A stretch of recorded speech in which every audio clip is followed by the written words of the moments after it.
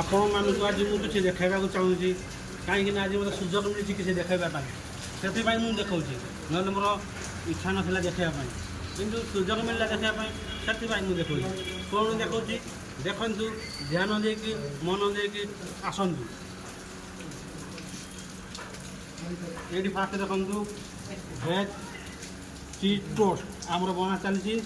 ଆମର ଅର୍ଡ଼ର ଅଛି 1000 କାଲା ମନ୍ଦିର ଅର୍ଡ଼ର ଅଛି ଆମେ ବନେଇବା ପ୍ରୋସେସରେ ଚାଲିଛୁ।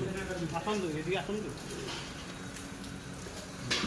ଯାଉଛୁ କ୍ୟାମେରାମ୍ୟାନ୍ ଏଠି ଟିକେ ଦେଖନ୍ତୁ ଦେଖ କେମିତି ସୁନ୍ଦର ଭାବରେ ଆମର ଏଠି ରେଡ଼ି ହେଇଅଛି ଖାଲି ଆକୁ ଆମେ ମେସିନ୍ ମଧ୍ୟରେ ପ୍ରବେଶ କରିବାର ବାକି ଅଛି।